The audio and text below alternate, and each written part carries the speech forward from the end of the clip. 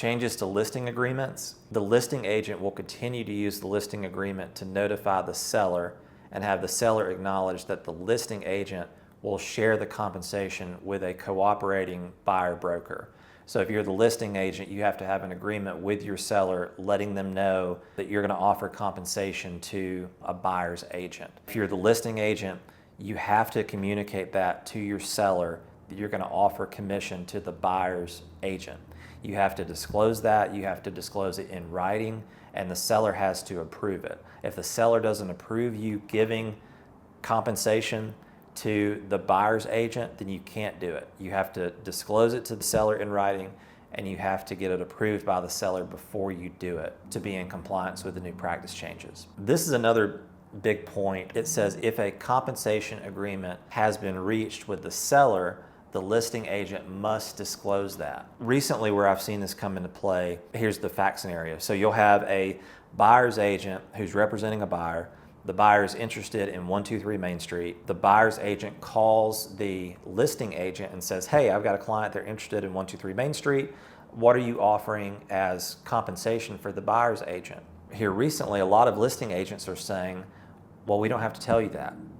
Or they're saying, well, just submit your offer and then we'll work that out. So according to the Alabama Association of Realtors and their general counsel, they're going to put out additional training and written guidance on this. But if you're a listing agent, according to the Alabama Association of Realtors, and you have a seller, and that seller has told you, hey, I'll agree to pay 2% towards the buyer's agent's compensation. If you already have an agreement in place as the listing agent with your seller, you must disclose that to the buyer's agent. You have a duty to disclose that because you're representing the best interest of your client, your seller, part of your ethical duty as a realtor for the seller. So just re-emphasize that, say that again.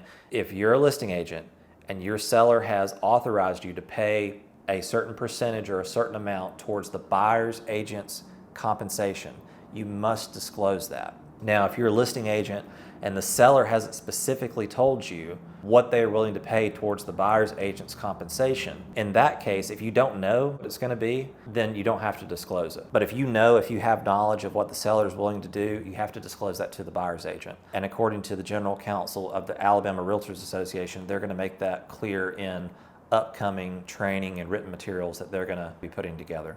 So the other thing I would mention, under Alabama law, with these practice changes, buyers also have the option to ask the seller to pay the buyer broker compensation within the purchase agreement. People act based on incentives. Like as human beings, we act on incentives. So if something is easier, then we're likely to do the easier thing.